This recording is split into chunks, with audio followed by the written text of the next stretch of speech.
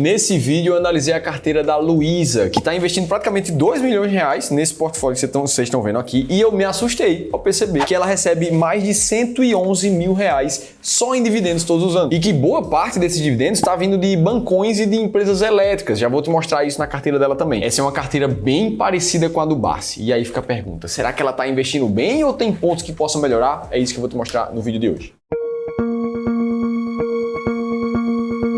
Lembrando que isso aqui é fruto de uma carteira de investimentos real, de uma investidora real, que eu só vou mudar o nome aqui para fins de compliance, que eu vou chamar de Luiza. E atualmente o portfólio dela está assim: 1.928.000 reais em investimentos, divididos entre uma maior parcela em ações do Brasil, 42% ali, fundos imobiliários, que significam 33%, exatamente um terço da carteira dela, e o restante está espalhado em renda fixa, principalmente pré-fixada e inflação. E aí, ao olhar essa carteira de forma macro aqui, a gente já tira uma reflexão inicial. Ela está bem diversificada em termos de macroalocação, ou seja, em termos de classes de investimentos diferentes. Ela tem ações do Brasil, tem fundos imobiliários, tem renda fixa de vários tipos diferentes, de pós-fixado, de pré-fixado, de inflação. E se a gente parar para pensar, esse tipo de diversificação garante alguns benefícios para ela. Então, a renda mensal dos aluguéis dos fundos imobiliários, por exemplo, em 33% da carteira dela, está caindo ali todos os meses, gerando aquele fator dopamina para aumentar o dividendo dela, para ela conseguir aportar cada vez mais nessa carteira e ir rebalanceando. Além disso, ela também tem um potencial maior de retorno que as ações entregam em relação aos fundos imobiliários, e ainda se protege das variações de taxa de juros, de inflação que a gente vê no nosso país com a renda fixa. Se a gente for olhar de forma geral, o jeito que ela investe hoje parece muito com um dos modelos de carteira que a gente gosta de usar aqui na consultoria do Clube do Valor, que a gente chama de modelo arrojado, onde, de acordo com estudos de backtest, uma alocação eficiente em termos de retorno e risco seria ter 1/4 em ações do Brasil, 1/4 em ações internacionais, 1/4 da carteira em fundos imobiliários e o restante ali em renda fixa. A única coisa que, olhando assim, a gente sente falta na carteira da Luiza é uma parcela da carteira dela em ações internacionais. Até porque, se a gente olhar para o IVVB11, por exemplo, um ETF que replica as 500 maiores empresas dos Estados Unidos, esse ativo foi o que maior teve rentabilidade nos últimos 5 anos, quando comparado com qualquer outro índice do mercado do Brasil. Sem falar na ascensão do dólar, né, que desde 2012 ali que vem só se valorizando e a gente não vê uma postura diferente disso. Além disso, quando a gente combina ações brasileiras com ações internacionais numa carteira de investimentos, a gente tende a produzir um resultado que é muito melhor do que somente uma das classes isoladamente. E isso é demonstrado nesse gráfico que está na tela para vocês, mostrando que no histórico a performance de uma carteira que mistura ações Brasil e ações internacionais realmente foi mais positiva do que qualquer um dos dois índices isoladamente. Ou seja, daria para ter uma performance ainda melhor do que o que ela está tendo, mas isso não é nada a se preocupar, porque dá para resolver com o tempo, com os novos aportes, com rebalanceamento nessa carteira. Mas o ponto é que, tirando esse asterisco ali, sim, ela hoje tem uma boa diversificação de carteira. Beleza, a gente olhou a macroalocação, vamos olhar agora a microalocação, quais são os ativos que ela tem dentro de cada uma das classes. Se a gente for olhar para a parte de ações, que é a maior parcela da carteira dela, a gente vai ver vários ativos diferentes, muitos, a maioria deles focados em dividendos, só que a gente vê valores que variam bastante aqui de um para o outro. Por exemplo, Caixa Seguridade ela tem menos de 10 mil reais, enquanto que na Engie ela tem mais de 126 mil. Isso acontece com as ações da Vale também, que ela já chega a quase 150 mil, enquanto que nas ações da Sanepar, por exemplo, ela tem 26 mil. Já na parcela de fundos imobiliários, a gente vê fundos como o HGLG, por exemplo, mais de 170 mil alocados, enquanto que outros fundos como o VISC11, pouco mais de 34 mil ali. Então, o segundo ponto que a gente observa na carteira dela é uma má diversificação na microalocação. Justamente por ela ter pesos diferentes em ativos diferentes, ela acaba ficando concentrada no risco de poucos ativos. Até porque, se a gente olhar para os maiores valores aqui de ações, o que a gente vai ver é as ações do Banco do Brasil, da Banco do Brasil Seguridade, da Engie, da Klabin e da Vale, são praticamente a carteira inteira de ações dela. E veja, mesmo com essa alocação, ela ainda tem um fluxo de dividendos muito positivo que ela tem recebido. Se a gente for fazer uma breve estimativa aqui, olhando só para a parte de ações dela, que hoje significa pouco mais de 804 mil reais. Se a gente pegar esse valor de 804, 518 mil e aplicar uma taxa de dividendos anuais na casa de 6%, a gente veria algo como R$ 48.200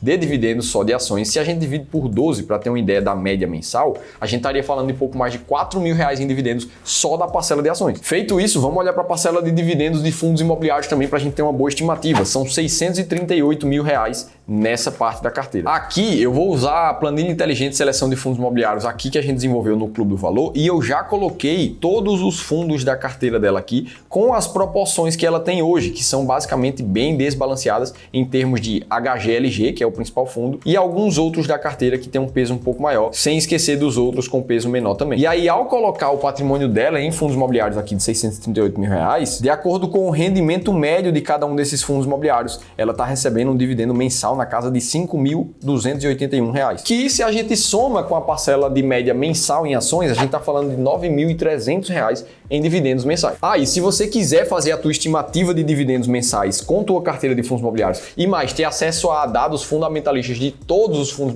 imobiliários do mercado, essa planilha é atualizada diariamente e você pode ter acesso gratuito a ela clicando nesse link aqui em cima ou tá na descrição do vídeo também. Isso aqui já é uma boa quantia se a gente parar para pensar. Só que o objetivo de renda mensal com essa carteira de investimentos da Luiza é de mais de R$30 mil por mês. Então ela tá chegando em 1/3 desse dividendo nesse momento. Além disso, o grande problema da Luiza é a forma como ela escolhe as ações para investir. Até porque ela costuma investir por conta própria, estudando, vendo vídeos na internet, fez alguns cursos por conta própria também. Só que pensa comigo, uma coisa é você investir em ações ali sozinho, tomando as suas decisões, enquanto você está começando a formar seu patrimônio, até 100 mil, até 200 mil reais. Você começa a ter tua autonomia. Agora, quando você está chegando num patrimônio muito mais próximo a 2 milhões de reais, cara, a coisa começa a ficar mais séria. E você sabe que qualquer flutuação, ou seja, tua carteira de investimentos ali cair 20%, você está falando não mais de 20 mil reais. Você está falando de 400 mil reais que você vai ver diminuir no teu patrimônio. Isso muitas vezes significa anos de trabalho que você precisa juntar aqueles 400 mil de novo. Então, o teu emocional começa a entrar muito mais forte no jogo dos investimentos nesse momento. E foi justamente um ponto como esse que a Luiza trouxe como desafio na hora que a gente estava fazendo uma análise dessa carteira dela. Palavras da própria Luiza. Às vezes fico na dúvida do rebalanceamento e agora continuo comprando essas ações. Ou seja, ela tá com essas ações já faz um tempo, não tem certeza se deveria continuar com elas, mas continua porque elas já estão ali. Aí seguindo, faço o meu trabalho sozinha, mas às vezes bate a insegurança. Por mais que ela já tenha uma estratégia de investimentos que ela até confia ali, mas será que ela está sempre certa mesmo? Será que no fim ela tem certeza na hora de escolher um ativo, se é hora de comprar, se é hora de vender? E por último ela falou, estou gestante e fico ansiosa. Tipo, se eu diminuir os aportes, isso vai me prejudicar? Quanto? Então veja que aqui a gente está falando 100% de vida real, como é que as coisas acontecem na prática. O fato é que a forma que a Luiza investe hoje é esperando sempre uma oportunidade de uma empresa que caiu ou de uma empresa que ela acha que vai se valorizar por causa de dividendos nos próximos anos. Inclusive essa é uma forma que muitos investidores usam ainda para investir. Como é o caso do Jean Oliveira aqui, que comentou que a empresa Vale precisa passar por uma boa correção antes dele aportar. Ou seja, ele está esperando o momento perfeito de entrar ali nas ações da Vale. Ou o caso do Rafael, que disse que caso o Trump vença lá nos Estados Unidos, a Gerdau, empresa aqui do Brasil, passa a se tornar uma oportunidade. Ou seja, mais um que está esperando um momento perfeito ali para investir nas ações da Gerdau. A gente olha para isso aqui e a gente entende que tanto no caso da Luiza quanto desses dois investidores, eles estão esperando o timing perfeito, o momento certo. E isso parece fazer sentido, né? Uma vez que se você conseguir pegar a empresa o mais barato possível, naquele momento exato em que ela caiu, ela não vai cair mais, ela vai voltar a subir, ora, desse jeito você provavelmente vai ganhar muito mais dinheiro na bolsa. Vamos pensar um pouco sobre isso, porque eu resolvi fazer uma simulação. Imagina uma pessoa agora que ela é o melhor investidor da história, uma pessoa que mantém ações na carteira enquanto elas estão subindo. Agora, no momento em que as ações começam a cair, ele sabe o momento perfeito em que as ações vão cair e vai comprar no olho da mosca ali, antes das ações voltarem a subir. E é por isso que esse cara seria o melhor investidor do mundo. De forma gráfica, olhando para esse investidor aqui no mercado americano, a gente estaria falando desses pontos aqui, ó. Perceba que todas as vezes em que o mercado americano fez uma nova máxima histórica, o gráfico é gravado com um pontinho verde. E aí o melhor investidor da história, ele espera a correção do mercado e ele compra exatamente nos pontinhos vermelhos, ou seja, sempre na mínima do mercado. Esse cara tem um timing perfeito, melhor do que qualquer outro investidor da bolsa. E enquanto esse investidor espera o momento perfeito, ele vai juntando o dinheiro aqui, ó, medido por esse gráfico na linha verde, e assim que o momento perfeito chega, ele pega todo esse dinheiro que ele juntou ao longo de anos, muitas vezes, e coloca todo na bolsa. Ele fez isso ao longo de todo o histórico, desde antes dos anos 1990. E aí pensa comigo, imagina que fantástico isso aqui seria, saber exatamente o momento de baixa histórica da bolsa para você comprar tudo que você tem ali. Por mais que a gente saiba que é impossível saber o dia exato, ora, se você se aproximar ao máximo desse melhor investidor da história, é a melhor forma que você tem de ganhar dinheiro. E com certeza, investir desse jeito seria muito melhor do que você simplesmente aportar todo todos os meses ali, independente do valor que a bolsa tá. Se ela subiu, se ela tá na máxima histórica, se ela tá na mínima, você tá sempre ali todos os meses colocando dinheiro. E aí, visto isso, fica a pergunta: o que aconteceria se a gente comparasse o melhor investidor do mundo, que sempre acertou o timing perfeito, com uma pessoa mediana, que simplesmente pega seu dinheiro ali e coloca todos os meses na bolsa? E por incrível que possa parecer, a pessoa mediana venceu em termos de performance o melhor investidor do mundo. Esse gráfico compara um histórico ali de 1970 até 2021, mais ou menos, entre o investidor que fez o famoso Dollar Cost Averaging na linha preta aqui, colocando dinheiro todos os meses na bolsa, e o melhor investidor do mundo que fez o famoso Buy the Dip, ou seja, comprou no fundo, que teve uma performance aqui menor do que o outro investidor na linha azul. E aí a gente olha para isso aqui e entende que não importa o quanto você se esforce, porque mesmo que você seja o melhor investidor do mundo, ainda assim você não vai vencer a disciplina de quem simplesmente aporta todos os meses, independente do preço que a bolsa tá. Ou seja, voltando pro caso da Luísa e dos outros investidores que gostam de pensar assim, poxa, além de deixar a pessoa insegura, sem ter certeza se ela tá fazendo as coisas na hora certa, de tirar tempo para ela, porque isso tudo exige tempo, de você ficar pensando, estudando ativos e tentar descobrir qual é a hora perfeita, ainda assim, isso não gera resultados positivos. Seria muito não inteligente continuar investindo dessa forma. Inclusive, se você tem dores parecidas com a da Luísa, se você trabalha em outra área e está ocupado demais, gerando a sua renda para investir todos os meses, para ficar pensando em investimentos, estudando, acompanhando o mercado, ou mesmo que você seja um cara que já estuda há muitos anos sobre investimentos, mas não se sente seguro 100%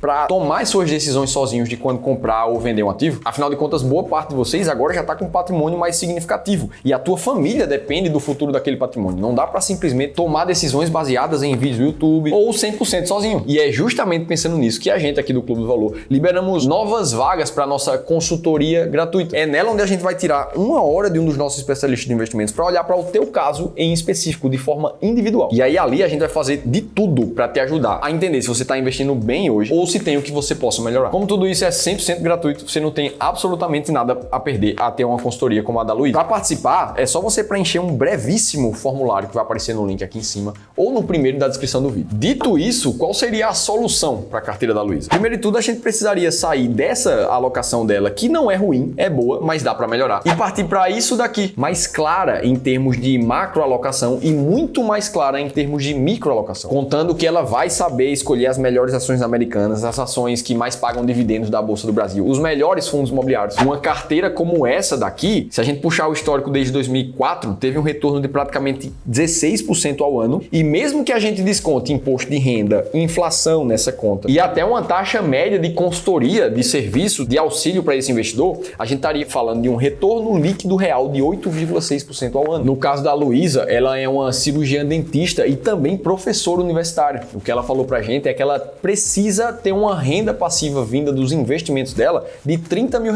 daqui a 10 anos. Beleza, vamos fazer o cálculo de independência financeira aqui da Luísa e vamos colocar exatamente as informações que ela nos passou. Ela deseja uma renda passiva mensal de R$30 mil por mês. E aí, na hora de calcular uma taxa de retorno anual já acima da inflação, já líquido de imposto de renda, líquido de tudo que vai para o bolso dela, o ideal é que a gente considere algo como 6% ao ano aqui. Mesmo que ela tenha tido mais de 8,5% nos últimos anos com aquela estratégia que a gente está tentando levar ela, o ideal é que a gente seja mais conservador aqui. Porque caso o mercado entregue uma rentabilidade muito maior, poxa, tudo certo. Seu plano vai acontecer antes do esperado, mas nunca é prudente fazer um plano financeiro com uma taxa esperada muito alta, porque se não acontecer, o seu plano simplesmente não vai virar realidade. E aí, beleza, para que a meta da Luísa seja alcançada, ela precisaria acumular um patrimônio de pouco mais de R$6 milhões. Vamos ver em quanto tempo ela vai conseguir fazer isso, contando que ela já parte de um patrimônio investido de 1.928.000, que é o caso dela, e aportes que geralmente superam R$20 mil por mês. Vamos colocar aqui o mínimo para ter uma base, considerando também uma taxa de retorno de 6% ao ano, a gente estaria falando que ela vai chegar na meta dela em 9,2 anos, pouco mais de 9 anos. E aí a gente já olha para isso aqui e já entende que, poxa, vai dar para a Luísa chegar na independência financeira dela no prazo que ela quer. Caso o mercado entregue uma rentabilidade maior do que isso, poxa, de 8% ao ano, beleza, ela levaria aqui, na verdade, ó,